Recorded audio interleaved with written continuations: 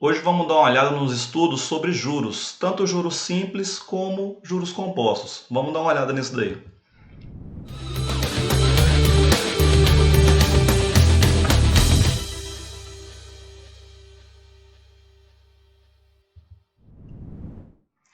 Então é o seguinte, galera, tanto juros simples como juros compostos. Qual que vai ser a nossa ideia em cima disso, né? Como é que a gente vai trabalhar com esses dois? Vamos dar uma olhada aqui agora nisso. Vem comigo. Só que antes da gente definir sobre juros simples, juros compostos, quando que eu vou usar cada caso, vamos entender na prática como que eles funcionam, tá? Tanto o nosso juros simples como o juros compostos. Então vamos fazer aqui um comparativo do simples com o juros compostos. E vamos pegar valores fáceis da gente entender isso daqui, esse primeiro momento. Nas duas situações eu vou fazer o seguinte, eu vou pegar ali, eu vou ter um valor de R$100, vou aplicar ali R$100. Por exemplo, peguei emprestado R$100, que seja, emprestei para alguém R$100 e eu vou cobrar juros de 10% por mês. Então, a cada mês eu vou cobrar 10% da pessoa, tá? 10% por mês. Em ambas as situações. Como que funcionaria isso daqui? Já para a gente já ver a diferença entre eles. Num juro simples, te emprestei R$100. Coloquei 10% justamente para ficar fácil a gente fazer esse cálculo. Se eu te emprestei R$100 e daqui a um mês você vai me pagar isso, você vai pagar no mês seguinte, para mim, 110 no primeiro mês. Por quê? De R$100, 10% de R$100 são R$10. Números pequenos a gente fazer de cabeça. Então, no primeiro mês, você teria que me devolver R$110.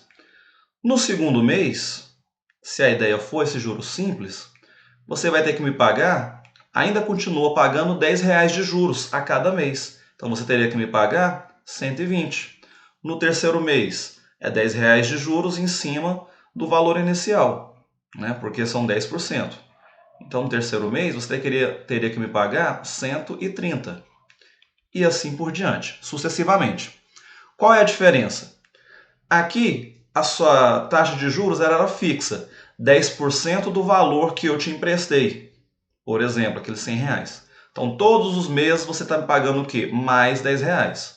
Né? A cada mês que passa, você está me pagando fixo isso, mais R$10. Sempre. Já na outra ideia de juros compostos, a gente vai aprofundar, mas só para a gente ver que existe essa diferença. Nos juros compostos, no primeiro momento, é a mesma coisa. No primeiro mês, você vai me pagar R$10, porque é 10% de juros em cima daquele valor. Então, você continua me pagando 110. Já para o próximo mês, no segundo, eu não vou calcular qual é os juros que você vai me pagar em cima do valor inicial, e sim em cima daquele mês presente. Então, vai ser 10% de R$110. Aqui fica fácil, ele ficaria sendo R$11. Então, você já não está pagando aquele mesmo valor, que sempre seria R$10, agora são 11.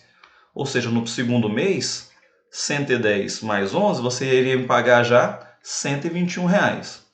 No terceiro mês, mesma ideia, eu não vou calcular seus juros no valor que eu comecei, em sim no valor daquele momento, que é 10% de 121. Aqui é só um deslocamento de vírgula, de R$121, 10% vai ser R$12,10. Ou seja, no terceiro mês, você iria me pagar aqueles 121 mais esses 12,10, que seria 133,10. E assim sucessivamente. Olha para as duas situações, mesmo que com valores pequenos. Olha esses 3 meses. No primeiro momento, os valores são iguais. No primeiro mês, todo mundo paga o mesmo valor. Do segundo mês em diante, nota que no juros simples, eu sempre estou pagando um valor menor do que nos juros compostos. Mesmo que sejam valores pequenos, a diferença é pequena, porque nós pegamos exemplos pequenos, nota que existe essa diferença. Agora pensa na nossa prática, no dia a dia. Você emprestando um dinheiro a alguém ou o banco emprestando um valor para uma pessoa, uma loja que faz uma venda e vai cobrar juros. Qual que você acha que faz mais sentido? Você como o dono do dinheiro, você como o bancário, você como o dono da loja. Emprestar o dinheiro a juros simples ou a juros compostos? Claro que seria a juros compostos, porque o valor vai aumentar com a maior velocidade, certo? Então já fica com isso em mente desde o começo, com esse exemplo inicial nosso aqui. Juros simples, aonde que ele existe na prática? Só no país das fantasias, só no mundo da Alice. Ou quando você vai fazer um empréstimo com um amigo que é muito seu amigo para te cobrar um juros simples, ou seja, os juros bem menor. Na prática, no dia a dia, no comércio, sempre é aplicado juros compostos. Beleza essa diferença? Tá? Agora vamos aprofundar em cada um deles. Vamos dar uma olhada com calma em cada um desses aqui, ok? Vamos lá. Quem que vai ser o juros simples? O juros simples ele vai ser dado para a gente por essa formulazinha e a gente vai entender quem é cada um desses itens, tá? A gente até lembra aqui que o juros é dado pela fórmula CIT, né? Fazendo ali um lembrete com CIT de inglês. Beleza? Mas quem vai ser cada um desses termos? Olha lá. O J vem do juro. Os juros vai ser o quê? O valor que você vai estar pagando ou vai estar recebendo, né? Sempre depende de qual é a mão desse negócio, mas que ele vai ser dado em cima de um valor inicial seu. Então pega essa ideia que eu coloquei ali. Ó. É toda a compensação em dinheiro que você paga ou que você recebe pelo dinheiro que se empresta ou que se pede emprestado. Então, digamos, é aquele valor que você vai receber ou vai ter que pagar por pegar um empréstimo ou por receber um dinheiro, depende da situação, ok? Aquele C é chamado de capital, que é o dinheiro que você emprestou ou o dinheiro que você pegou emprestado. É o valor inicial de uma situação, tá? Então, J é o juro, o C é o nosso capital, beleza? Então, é sempre o seu valor inicial esse capital. Fica com essa ideia também, é o nosso valor inicial. Aquele I vai ser a taxa de juro que a gente trabalha. Essa taxa, geralmente ela é dada por porcentagem, igual a gente fez lá no começo, né? 10% dos R$100. Então, a taxa de porcentagem que você vai pagar ou que vai receber, sempre essa via de mão dupla, pelo aluguel, pelo empréstimo daquele dinheiro, ok? E o T, que vai ser o tempo, o prazo que você pegou aquele valor emprestado, tá? O tempo que decorreu do começo que você pegou emprestado até o final daquela operação financeira. Pegou emprestado hoje, vai pagar daqui 4 meses, então durante esse período decorreu o prazo, decorreu o tempo, certo? Então fica com a definição de cada um desses. J, juros, dinheiro que vai pagar ou receber por aquele empréstimo. C, que é o capital, é o valor inicial. O I, que é a taxa, que é sempre dada em porcentagem. E o T, que é o nosso tempo, o prazo que aquilo decorreu, certo? Vamos agora para algumas observações em cima disso. Primeira delas, a taxa de juro ela é indicada em relação ao intervalo de tempo. E geralmente esse intervalo de tempo são condições temporais que nós estamos acostumados. Por exemplo, se eu coloco lá 5% ao dia, para não escrever tudo isso, a gente vai e coloca AD. 5% ao dia, ou seja, a cada dia eu vou receber ou pagar 5% em cima daquele empréstimo. Da mesma forma, a gente tem outras. 5% ao mês, que a gente já a maioria das vezes usa AM, tem 35% ao ano, né? Aqui faltou a nossa porcentagem, a gente coloca aqui ao vivo, não tem nada. 35% ao ano, que eu vou colocar sempre a inicial das palavras, AA. Pode ser ao semestre, ao trimestre. Então, essas denominações temporais que a gente está mais do que habituado, certo? Só não assusta quando aparecer essas siglas e achar que é uma coisa de outro momento. Sempre que eu estiver referindo a taxa de juros em porcentagem, eu vou estar ligando com o tempo, ok? Essa taxa de tempo deve sempre ter a mesma unidade, ou seja, a taxa e o tempo sempre tem que ter a mesma unidade. Sempre tem que estar na mesma unidade. Aí eu coloquei aqui um exemplo para a gente falar. Se o I, ou seja, se a minha taxa, certo? Se a minha taxa ela for diária, ou seja, ao dia, o meu tempo também tem que dar em dias. Se a minha taxa for mensal, for ao mês, o meu tempo também tem que estar em mês, certo? Naquela forma que a gente colocou ali um pouco antes. O SIT. Sempre taxa e tempo, taxa e prazo tem que estar na mesma unidade temporal. Se for ao dia, ao mês, ao ano e assim por diante. Sempre tem que estar na mesma unidade antes da gente querer fazer um cálculo. Tá? Isso vai servir tanto para juros simples como para compostos. Eu não posso fazer qualquer tipo de operação se tiver em unidades diferentes. Uma outra coisa que sempre bate uma dúvida, quando eu estou falando de meses, aí a pessoa pergunta, mas professor, aí eu vou colocar o meu mês, por exemplo, tem 30, tem 31 dias, se eu estiver tratando de fevereiro, tem 28 dias, se eu estiver tratando de ano bissexto, tem 29, e como que faz essa bagunça, tá? Aí tem uma coisa que a gente chama de prazo comercial, que é o que eu coloquei aqui agora pra gente. Prazo comercial, ou seja, para ter um padrão para aquilo ali, eu coloco o meu prazo comercial sempre tendo 30 dias. Quando eu estou falando de um mês, meu mês sempre vai ter 30 dias e o meu ano sempre terá 360 dias. Por quê? É a forma que toda negociação comercial, como o nome sugere, é trabalhado, certo? E como eu coloquei ali, a gente usa isso tanto para juros simples como para juro composto, essa é a ideia. Então, sempre que ele falar de alguma quantidade de meses, cada mês vai ter 30 dias, não importa qual mês seja, e o ano sempre vai ter 360 dias, ok? Antes da gente ir para um exemplo, vamos dar uma olhada em uma outra definição que é o montante, esse M. O que é o montante? Montante nada mais é do que a gente ter um total, um somatório entre o capital, aquele valor inicial que você pegou emprestado ou emprestou, e o juro, aquele rendimento que teve, certo?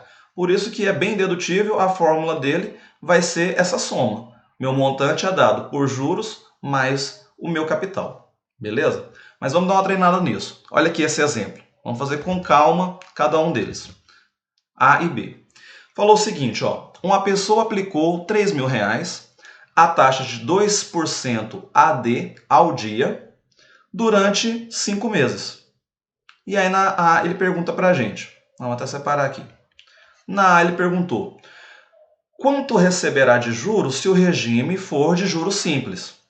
Geralmente o exercício vai deixar explícito para a gente se ele quer juros simples ou juros compostos, ok? Caso não apareça, que não vem com grande maioria, a gente tem que fazer uma interpretação de onde está sendo trabalhado cada um daquilo ali. Mas nesse exemplo ele já falou para a gente, é juros simples. Então, primeiro eu tenho que identificar os dados que a gente tem. Uma pessoa aplicou R$3.000, então a primeira coisa que ele fez foi lá e colocou R$3.000, é o valor inicial. O valor inicial é meu capital. Então, meu capital, R$3.000. Beleza. Há uma taxa, ou seja, o meu I, há uma taxa de 2% ao dia. Beleza. Quanto tempo? Durante 5 meses. Então, meu prazo, meu tempo, foram 5 meses. Aí aqui a gente já tem que ter aquele cuidado. Minha taxa está ao dia e o meu tempo está em meses. Quem eu vou transformar? Isso a gente não tinha conversado, né? Eu deixei por exemplo. Quem que eu vou fazer a transformação? Geralmente, a gente vai ter mais facilidade de pegar o prazo, o tempo e passar para a unidade temporal da taxa. Mas existe essa regra? Sempre tem que ser assim? Não. Mas por que vai ser mais fácil? Pelo outro detalhe que a gente tem que ter aqui. A taxa, geralmente, ela é dada em porcentagem, como está aqui. Só que na hora de fazer o meu cálculo, eu não posso utilizar em porcentagem. Eu vou trabalhar ou com números decimais ou com ele fracionado. Tá? Aí qual que eu utilizo, Rodrigo? Tanto faz, que você achar mais fácil. Eu tenho que lembrar que eu tenho que transformar. É 2% ao dia, 2%. Isso é a mesma coisa que 2 sobre 100. Ou, se eu quiser usar esse número em números decimais, ele é 0,02. Beleza? Ah, estou meio perdido nisso. Voltem no canal, dá uma olhada que a gente tem aula sobre frações e números decimais. Dá uma olhadinha nisso daí. Mas eu tenho que ter esse cuidado. Eu nunca vou trabalhar a minha taxa, na hora de fazer a substituição lá no nosso cálculo, em porcentagem. Eu vou utilizar ela em fração ou em número decimal. Tanto faz. Beleza? Aqui eu vou pegar e passar os nossos meses para dias. Ok. Como a gente falou, o meu mês comercial ele tem 30 dias sempre. Então, se são 5 meses, é 5 vezes 30. Então, 5 vezes 30, eu vou ter 150 dias. Agora, todo mundo está na mesma unidade, eu posso calcular o meu juro. Então, vamos fazer esse cálculo. J é igual a CIT. E vamos fazer essa substituição. Então, os juros ele vai ser igual. O capital é 3.000. A taxa, depois que eu transformei, eu vou colocar ela, por exemplo, em fração. Só para a gente ver que não dificulta tanto a nossa vida. Então, seria 2 sobre 100. Ah, eu poderia colocar em forma decimal? De novo, sim, a gente pode colocar em forma decimal. Vezes o meu tempo, depois que eu transformei, todo mundo na mesma unidade, 150. Então, aqui eu vou ter meu resultado. Para facilitar, o interessante de trabalhar às vezes com fração é porque eu posso simplificar 2 zeros aqui com 2 de cá. E agora eu vou fazer essa multiplicação. 30 vezes 2 é 60, 60 vezes 150. Então eu vou pagar ali de juros 9.000. Então esse será o meu juros. O juros é dado por 9.000. Ou seja, em 5 meses, pegando 3.000 reais emprestado, pagando 2% ao dia, a pessoa vai pagar 9.000 reais de juros. Ok? E qual o montante que terá no fim dessa aplicação? O montante ele é dado pelo capital, o valor que ela aplicou, mais os juros. Então, meu montante vai ser a aplicação, que foi de 3.000, mais os juros, que foi de 9.000. Então, o montante total ali foi de 12.000 reais. Posso deixar indicado dessa forma, eu posso escrever uma resposta mais formal. 12.000 reais foi o montante que a pessoa aplicou, certo? Mas dá uma olhadinha aqui para o nosso exemplo e pega esses detalhes, tá? Porque a gente às vezes erra por bobeira. Que é o seguinte, minha taxa, eu sempre tenho que fazer essa transformação, nunca vou trabalhar com ela em porcentagem. Sempre é em forma fracionária ou número decimal, como a gente escreveu aqui de verde. E taxa e tempo sempre na mesma unidade de medida. Se não foi dado na mesma unidade, a gente transforma, como nós fizemos aqui. Estava ao dia e o outro em mês. A gente passou todo mundo para dias, ok? Então, juros simples. Aqui um exemplozinho para a gente trabalhar em cima disso. Para a gente dar uma olhada, a gente já comentou, mas qual vai ser a diferença para os nossos juros compostos? Minha fórmula vai ser essa daqui, parece uma coisa horrenda, mas nós já conhecemos todas as siglas que estão sendo trabalhadas aqui. Porque o M é o nosso montante, eu já conheço. O C é o meu capital, ou seja, o valor inicial que eu estou trabalhando. O I é a nossa taxa. E aquele T é o nosso tempo, é o nosso prazo. Tá? Então, todas as siglas que estão aqui na nossa fórmula a gente já conhece. Tem que tomar os mesmos cuidados. Taxa, não trabalhar em porcentagem. O tempo e a taxa tem que estar na mesma unidade de medida. Qual é a diferença que a gente já vê aqui de cara? Nos juros compostos, eu sempre vou encontrar o montante e não vou encontrar os juros primeiro, como a gente viu no juros simples, certo? Então, se em um exercício de juros compostos eu quiser encontrar só quanto eu paguei de juros, a ideia segue a mesma. Montante é dado por juros mais capital. Se eu quero juros, o que eu faria? Eu vou isolar. Então, meu juros é dado pelo quê? O montante menos o capital. Certo? Só isolando a ideia do que a gente já tem. Se o montante é a soma dos dois, para eu encontrar os juros, eu vou pegar o meu montante final menos o capital que eu apliquei. Certo? Por quê? A gente olhando aqui friamente para a nossa fórmula, aqui a gente já vê que o meu juros compostos ele vai aumentar mais rápido. Pelo seguinte, Olha lá onde está meu tempo. O meu tempo ele é exponencial. E a gente sabe que qualquer conta exponencial, ela cresce com muito mais facilidade. Certo? Beleza. Como que eu vou ter a ideia de como que eu calculo juros compostos? A gente viu que juros simples é juro sempre aplicado em cima do meu valor inicial. Ele não vai ficar alterando. Já nos juros compostos, a gente tem essa ideia aqui. O juro composto, a gente pode chamar ele popularmente de juros sobre juros, ou juros em cima de juros, como eu coloquei aqui. E, como eu destaquei, os juros agora ele é calculado não sobre o valor inicial, ou seja, o nosso capital, mas sim sobre o valor de cada prazo, ou seja, a cada dia, ou a cada mês, ou a cada ano, eu vou calcular uma nova porcentagem de taxa, uma nova porcentagem de juros. O meu juros vai estar aumentando.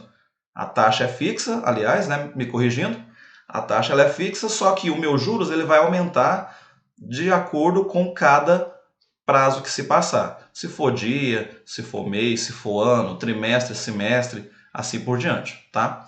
Isso vai ficar mais claro para a gente aqui no nosso exemplo. Olha aqui comigo. Um investidor aplicou 14 mil reais, então eu já sei que esse é meu capital, 14 mil, a juros compostos, então eu já sei aonde eu estou trabalhando, juros compostos.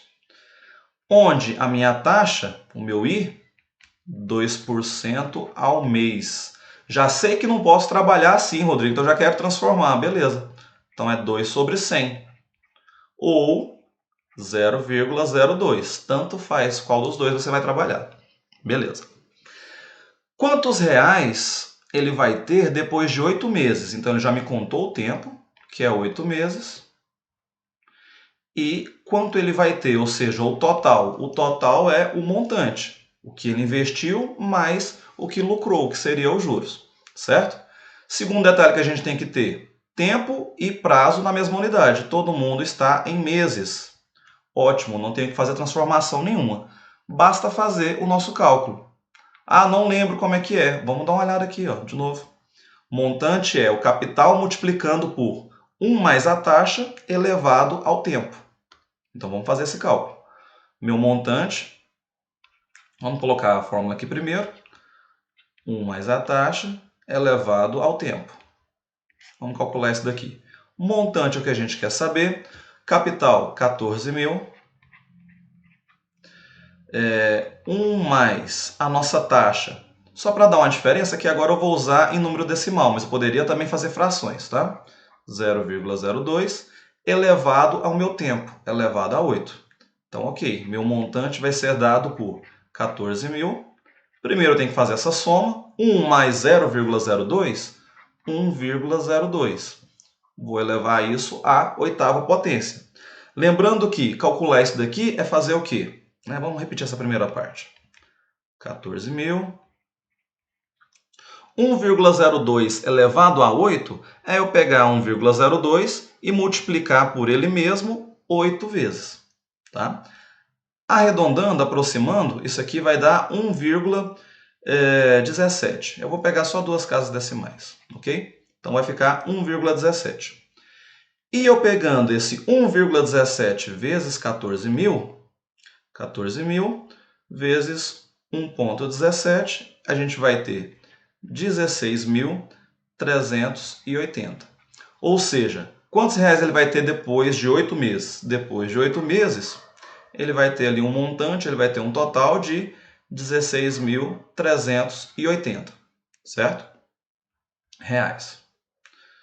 Ok. Só como curiosidade, fica aí como um exercício para vocês treinarem. Pega esse valor de 14 mil aos juros de 2% ao mês durante 8 meses e calcula para juros simples. E aí deixa aqui nos comentários, fala para mim se ele teria ganho mais com o juros simples ou com esses juros compostos, igual a gente fez aqui, certo? Fica com essa dúvida aí. Coloca a resposta aí embaixo para mim, vou ficar aguardando vocês. E ficou com dúvida de alguma coisa, como eu sempre falo, retorna, assiste nossa aula com calma. Se tiver exercício, manda pra gente. Todas as nossas redes sociais estão aí na descrição, beleza? Até a próxima, galera. Valeu!